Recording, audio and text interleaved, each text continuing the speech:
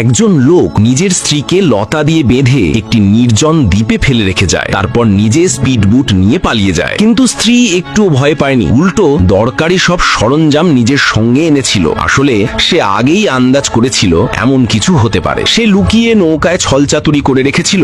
যেই নৌকো একটু দূরে যায় তখনই দড়ি আরো টান টান হয়ে যায়। অবশেষে নৌকোটি ভেঙে টুকরো টুকরো হয়ে যায়। তবুও লোকটি এঁচে যায়। কিন্তু মজার ব্যাপার হলো তার স্ত্রী আগে একজন পেশাদার তীরন্দাজ ছিল। সে দ্বীপের গাছ লতা দিয়ে দ্রুত একটি ধনুকবাণ তৈরি করে। লোকটি সাঁতার কেটে কোনো রকমে তীরে ওঠে এবং স্ত্রীকে খুঁজতে খুঁজতে একটি অন্ধকার গুহায় ঢুকে পড়ে। হঠাৎ পিছন থেকে অদ্ভুত শব্দ শুনে ঘুরে দেখে সেখানে একদল আদিবাসী থাকে। দেয়ালে ঝুলে থাকা অচেনা জিনিস দেখে সে আটকে ওঠে। এরা হয়তো মানুষ খেকো, ভয়ে দৌড়ে পালায়। তখনই তার স্ত্রীর সামনে পড়ে, কিন্তু ক্ষমা চাওয়ার আগেই স্ত্রী একটি তীর ছুঁড়ে দেয়। তীর গিয়ে গেঁথে যায় তার পাশের গাছে। দ্বিতীয় তীর সরাসরি তার দিকে ঝুঁকে আসে। লোকটি তাড়াতাড়ি একটি গাছের আড়ালে লুকিয়ে পড়ে। স্ত্রী আবার আক্রমণ করলে সে একটি ভাঙা কাঠ তুলে আঘাত প্রতিহত করে, অল্পের জন্য বেঁচে যায়। স্ত্রী যখন আবার কাছে আসে ততক্ষণে লোকটি জঙ্গলে পালিয়ে যায়। পরের দিন লোকটি সুযোগ পেয়ে স্ত্রীর মাথায় আঘাত করে, কিন্তু কাছে গিয়ে দেখতেই তার পায়ের নিচের মাটি সরে যায়। সে জালে আটকে আকাশে ঝুলে যায়। ব্যথায় চিৎকার শুনে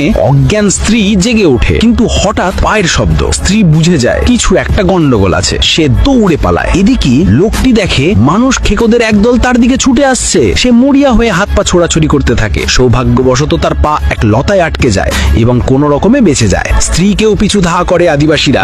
সে দৌড়াতে দৌড়াতে তাদের আড্ডাখানায় ঢুকে পড়ে। মনে হচ্ছিল এবার আর রক্ষে নেই। ঠিক তখনই গুহার ভেতর থেকে এক বড় হাত বেরিয়ে এসে তাকে ভেতরে টেনে নেয়। চোখ মেলতেই দেখে সে আর কেউ নয়, তার স্বামী। এই মুহূর্তে দুজনেই বুঝতে পারে বিপদে একে অপরের সঙ্গই আসল ভরসা। তারা পুরনো ঝগড়া ভুলে একসঙ্গে পালানোর সিদ্ধান্ত নেয়। কিন্তু বেশি দূর যেতেই আদিবাসীরা তাদের অজ্ঞান করার তীর মেরে ফেলে। লোকটির জন্য জলদেবতাকে সন্তুষ্ট করতে বলিদান দেওয়া হবে। তাকে একটি কাঠের নৌকায় বসিয়ে ঝর্ণার দিকে পাঠানো হয়, কিন্তু সে কোনো রকমে একটি পাথর আঁকড়ে ধরে বেঁচে যায়। তারপর বুদ্ধি খাটিয়ে নিজেকে আদিবাসীর মতো সাজায়। তাদের ভিড়ে ঢুকে পড়ে। ঠিক সময়ে হঠাৎ আক্রমণ করে, সর্দারকে ধাক্কা দেয় এবং আগুন সরিয়ে স্ত্রীকে রক্ষা করে। দুজন একসঙ্গে নদীর খাতে ঝাঁপিয়ে পড়ে। অবশেষে সাঁতরে সমুদ্রের কিনারে উঠে আসে। সত্যি ঈশ্বর কখনো নিরপরাধের রাস্তা বন্ধ করেন না। তাদের জন্য সেখানেই পড়েছিল আরেকটি কাঠের নৌকা।